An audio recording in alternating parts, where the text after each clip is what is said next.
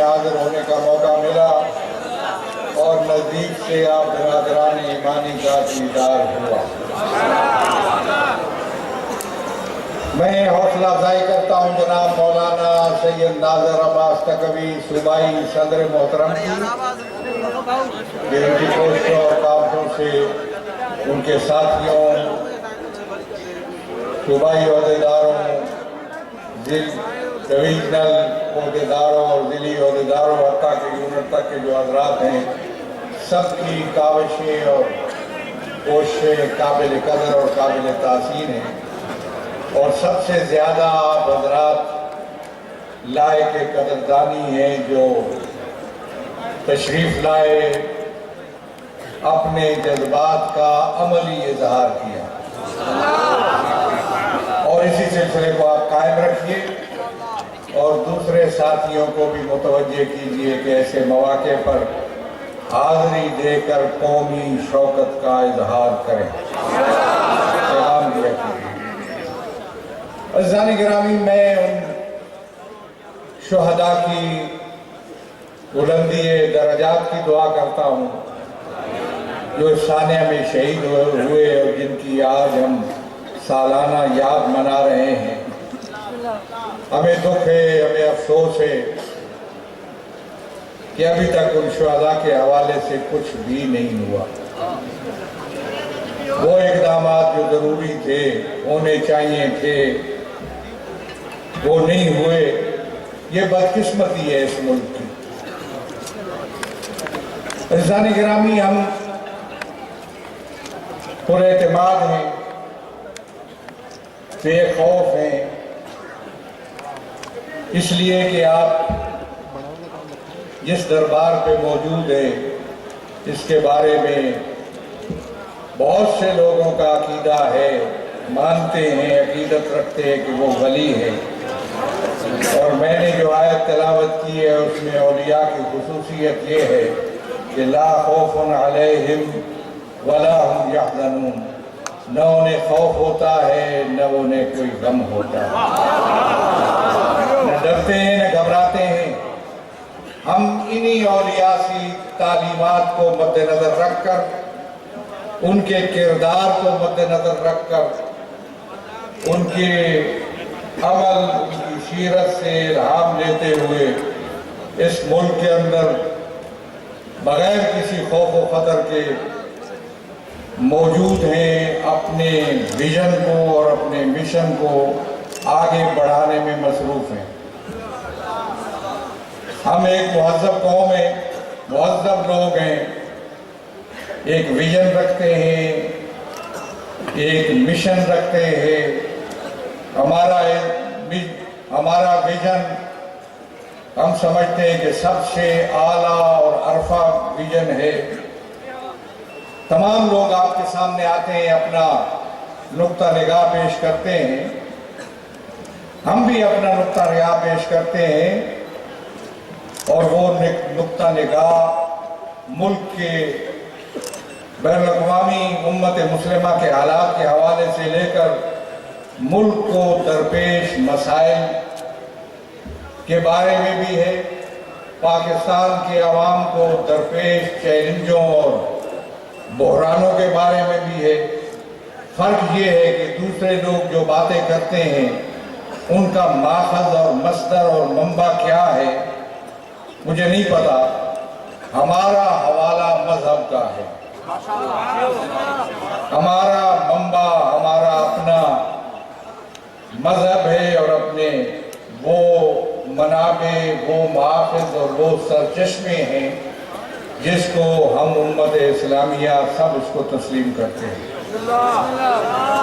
میں مذہب کے حوالے سے وہی بات کرتا ہوں جو دوسرے اس سے بڑھ کر بہتر بات کہتا ہوں جو دوسرے لوگ کرتے ہیں، اس لیے کہ میری بات عین منطق اور علم کے مطابق ہوتی ہے، میری بات عین تاریخی حقائق کے مطابق ہوتی ہے۔ میں جب کہتا ہوں کہ میرا منشور، جانتے ہو میں نے اس ملک کے اندر میرا نعرہ ہے، میرا منشور ہے کہ میں اس ملک کے اندر عدل علی کا قیام کروں گا، اور اس پر قائم ہوں،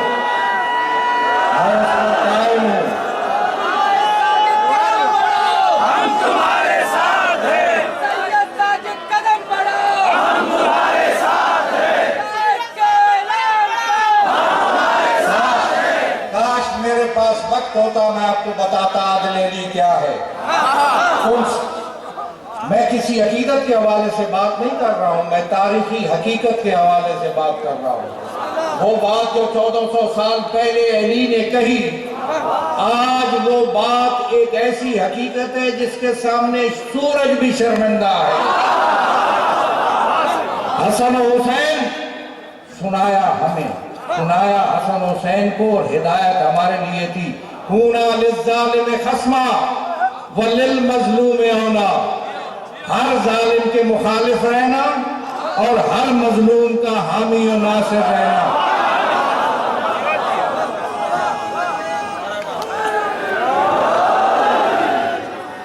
اور اس حقیقت کو آج بھی یہ حقیقت اپنی جگہ پر قائم ہے، اور اس پر میں کاربند ہوں، اور ہر ذی شعور اور غیرت مند انسان اس کو مانتا ہے کہ ہمیں ظلم کا ساتھ نہیں دینا چاہیے۔ علی کی بات کرتے ہو، علی ابن ابی طالب نے یہ وحی الہی سے لے کر آپ کو ہدایت دی ہے۔ سنتے ہو قرآن کی آیت ہے، لا ترکنوا الی الذین ظلموا فتمسکم النار، ظالموں کی طرف رجحان بھی پیدا نہ کرو ورنہ جہنم کا ایندھن بن جاؤ گے۔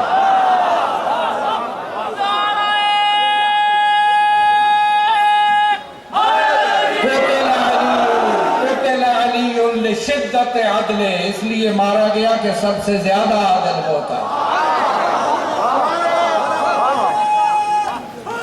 اور یہ تاریخی حقیقت ہے، یہ عقیدت نہیں ہے۔ میں منطق و عقل کی بات کرتا ہوں۔ آج بھی اگر جورج جرداق مسیحی لبنان کا کتاب لکھتا ہے تو وہ نام رکھتا ہے صوت العدالت الانسانیہ الامام علی۔ آج بھی انسانی عدالت کی آواز کو اگر ہے تو علی ابن ابی طالب ہے۔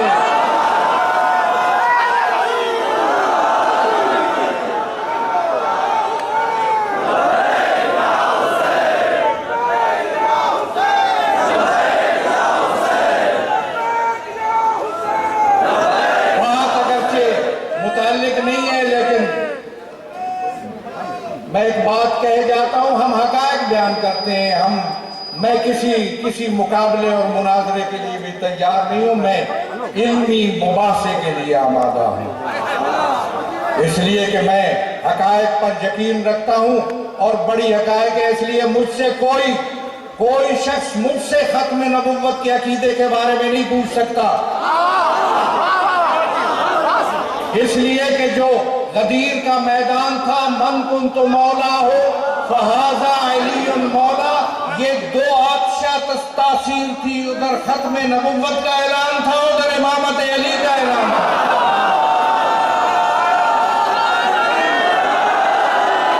اس نے کہا کیا کہتے ہو ختم نبوت کے بارے میں؟ میں نے کہا میں امامت کو مانتا ہوں، امامت دلیل ہے ختم نبوت کی، اس لیے ہم حقائق کو مانتے ہیں۔ آؤ اس بات پر میں عوام کی بات کرتا ہوں، میں شیعہ و سنی سے بالاتر بات کرتا ہوں۔ تشیع تمہاری بات بھی اس لیے کرتا ہوں، تم پاکستان کے شہری ہو، میں پاکستان کے عوام کی بات کرتا ہوں۔ کیا کھیل کھیلا گیا اس پاکستان کے ساتھ؟ کس لیے بنا تھا پاکستان؟ پاکستان کی بنیادوں میں جو چیز موجود تھی وہ تھا آئین کی بالادستی اور قانون کی عملداری۔ اس ملک کے اندر قانون کی عملداری نہیں رہی۔ ویسے تو اس ملک کی زندگی کا ہر شعبہ جو ہے وہ اس کے اندر بگاڑ ہے اور بکھار ہے، کوئی چیز سالم نہیں بچی، نہ اس ملک کے آئین کو بالادستی حاصل ہوئی، نہ اس ملک کے قانون کی عملداری قائم ہوئی۔ اس ملک کے اندر جتھے بنائے گئے جو ایک باعزت ملت کو، ایک باعزت کمیونٹی کے خلاف کفر کے نعرے لگاتے رہے اور غلیظ فتوے دیتے رہے۔ کس نے روکا ان کو؟ میں پاکستان کی ریاست سے پوچھتا ہوں، ریاست کے اداروں سے پوچھتا ہوں، میں حکومتوں سے پوچھتا ہوں، کوئی شخص میرے پاس اظہار افسوس کے لیے نہیں آیا کہ تمہارے ساتھ زیادتی ہو رہی ہے؟ مجھے ضرورت بھی نہیں ہے اس بات کی. میرا سادہ مومن مجھے کہتا تھا کہ جن کے ساتھ بیٹھے ہو ان سے فتویٰ لے لو شیعوں کے بارے میں. میں نے کہا میں کسی فتوے کا محتاج نہیں ہوں. میں پاکستان میں کسی فتوے کی بنیاد پر زندہ رہنے کو صحیح نہیں سمجھتا.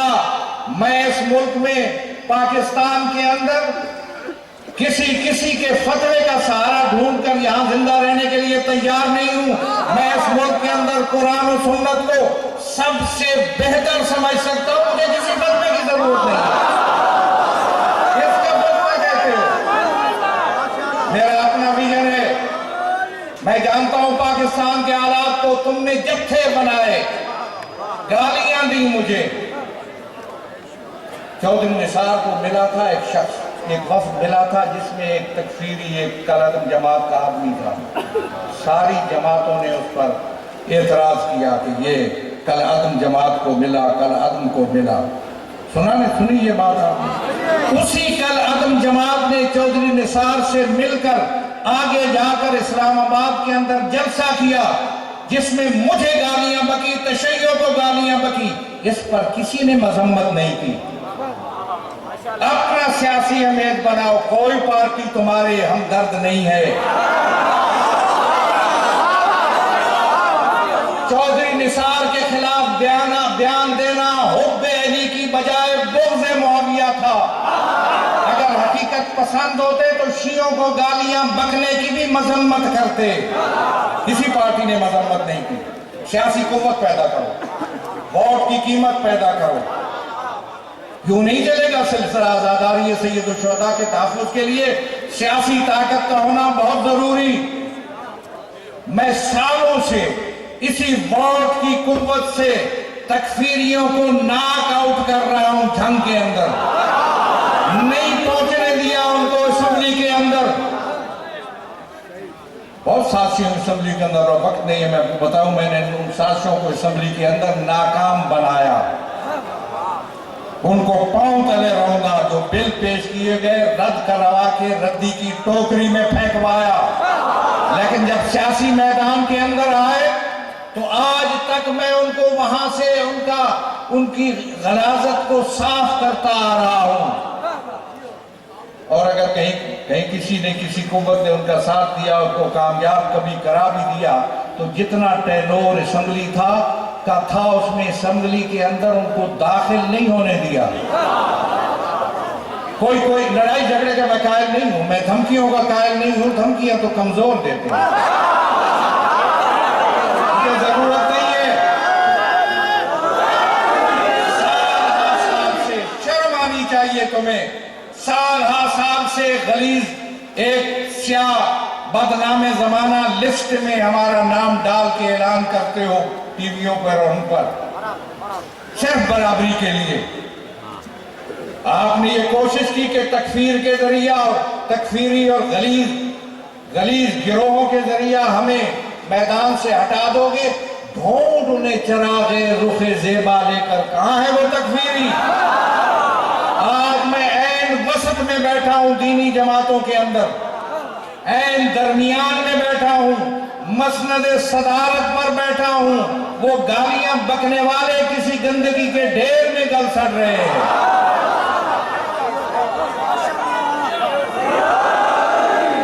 اور میں یہ سمجھتا ہوں کہ رک جاؤ اس بات سے.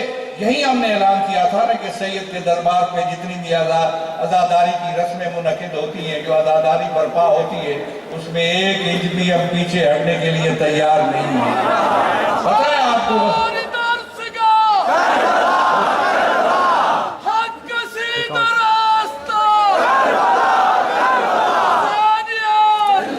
جس نے کوئی کمزور سا غلط سا اعلان کیا تھا عزاداری کے بارے میں, یہ بات اس کے گلے پڑ گئی. اور اس وقت وزیر اعلیٰ, آپ شاید بچے تو نہیں جانتے ہوں گے, اس وقت وزیر اعلیٰ نے بھی کہا کہ یہ مصیبت میرے گلے میں کس نے ڈال دی. اس وقت سے لے کر آج تک سندھ میں کسی کو جرأت نہیں ہوگی عزاداری سید الشہداء کو روکنے کی. میں عوام کی بات کرتا ہوں, یہ عوامی حقوق ہیں. ایک اور صوبے میں سن لو, اتنی بڑی فائل بنی ہے جہاں مجلسوں پر FIR کی گئی. مجلسوں پر FIR کرائی گئی. ہم نے ان کو پیغام بھجوایا کہ تمہارے لیے بہت سے دروازے تم نے پہلے کھولے ہوئے ہیں، کوئی نیا دروازہ مت کھولو. وہ دروازے تم بند کر سکتے ہو، یہ جب کھلے گا تو تم سے بند بھی نہیں ہو سکے گا. اب اس وقت وہ فائل اس وقت ٹھپ ہے. اس لیے میں سمجھتا ہوں کہ یہ جو اتنے بڑے واقعات ہوئے، جیکب آباد، شکارپور، خانپور، اور یہ ثانیہ 7 شریف کا، اور اس کے علاوہ کراچی کے اندر، کوئٹہ کے اندر، پشاور میں، بارہ چنار میں، ان واقعات کا میں سمجھتا ہوں تدارک ہونا چاہیے. قانون کو حرکت میں آنا چاہیے، قانون کی عملداری یقینی ہونی چاہیے. بلا امتیاز قانون کا نفاذ ان مسائل کا حل ہے.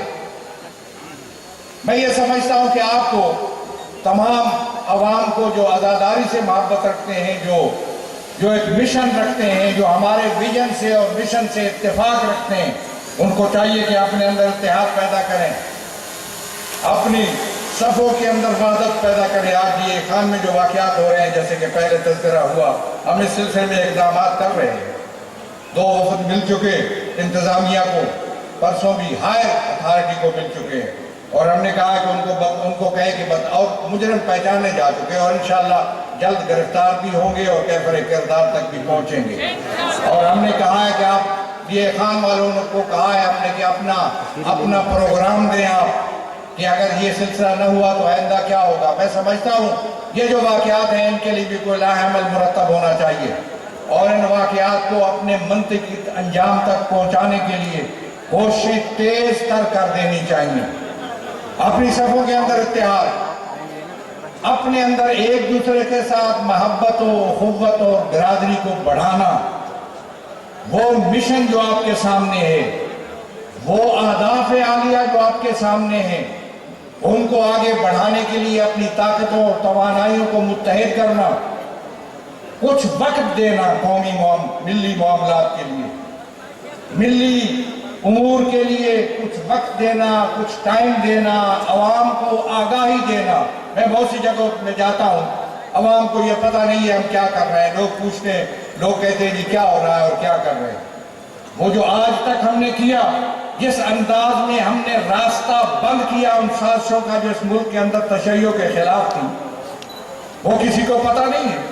میں تو کہتا رہتا ہوں کہ اب اس انداز میں ہم نے اس انداز تک پہنچے کہ کوئی شخص پرزہ اٹھا کر لے جائے اور ان ایوانوں کے اندر کچھ سوراخ تلاش کرے کہ شیعوں کے خلاف سازش کو اس سوراخ سے اندر ڈالا جائے، تو ایسا سوراخ بھی اس کو نہیں ملے گا.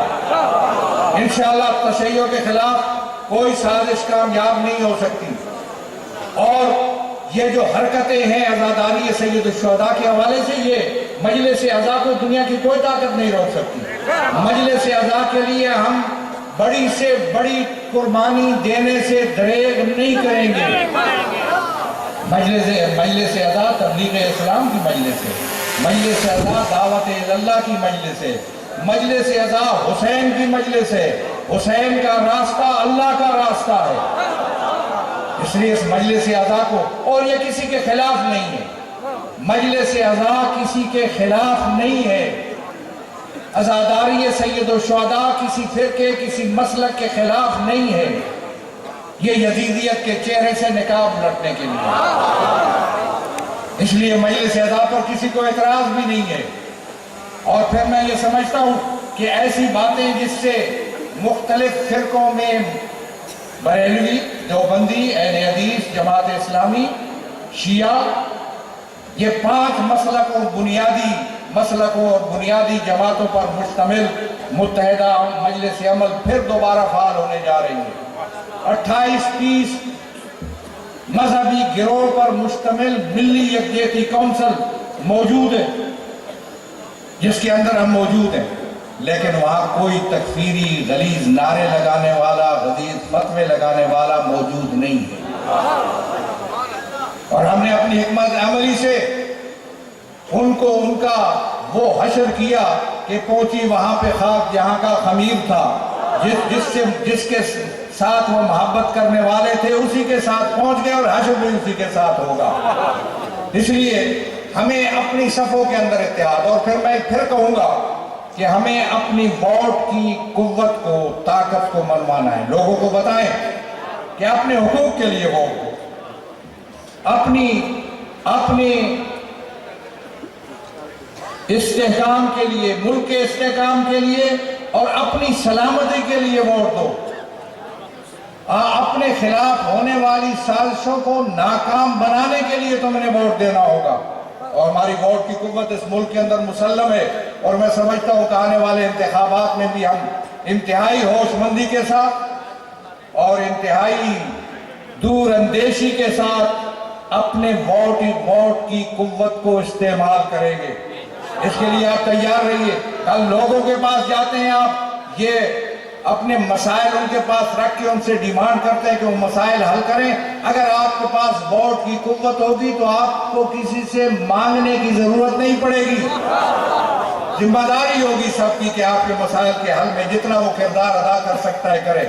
میں سمجھتا ہوں کہ اس ملک میں جو بحرانی کیفیت ہے سیاسی لحاظ سے اس کو بھی حل ہونا چاہیے، سیاست کے انداز میں تبدیلیاں ہونی چاہیے، سیاست ایشوز پر ہونی چاہیے۔ اس وقت سیاست ذاتیات کی شروع ہے، اسی لیے ہم اس سلسلے میں کسی کے بارے میں کوئی بات کرنے کے لیے تیار نہیں۔ ہمارا اپنا ایک موقف ہے، واضح موقف، ہم مہذب لوگ ہیں، ہم کسی ایسی باتوں میں نہیں پڑتے، ایشوز کی سیاست ہم قائل ہیں۔ جو بحران درپیش ہیں پاکستان کے عوام کو، مہنگائی ہے، بے پناہ مہنگائی ہے، روپے کی ارزش کم ہو چکی ہے، اس کی قیمت گر چکی ہے، اس کی وجہ سے مہنگائی کا ایک سیلاب ہے، بے روزگاری ہے، کہا تو جا رہا ہے، بڑے ڈھڈورے پیٹے جا رہے ہیں کہ منصوبے ہیں اور منصوبوں میں روزگار ملے گا۔ میں جہاں جاتا ہوں وہاں بے روزگاروں کے لشکر ملتے ہیں۔ ملک کے عوام کا حق ہے قومی خزانے پر، ملک کے عوام کو، ان غریبوں کو غربت کا خاتمہ، میں سمجھتا ہوں کہ وہ خاتمے کا وہ انداز اور اصلاح کا وہ انداز جو علی ابن ابی طالب نے اپنایا تھا، میں اب وقت نہیں ہے آپ کو بتاؤں کہ جو اصلاحات کی تھی مولا نے، ان کو پڑھنے کی ضرورت ہے، ان اصلاحات کو آج نافذ کرنے کی ضرورت ہے۔ اور میں یہ سمجھتا ہوں کہ ہم کسی محاذ آرائی کے، کسی لڑائی جھگڑے کے قائل نہیں ہیں، البتہ ہمارا فلسفہ قربانی ہے۔ ہم اپنے مسائل کو، اپنی مشکلات کو قربانی کے ذریعے حل کر سکتے ہیں۔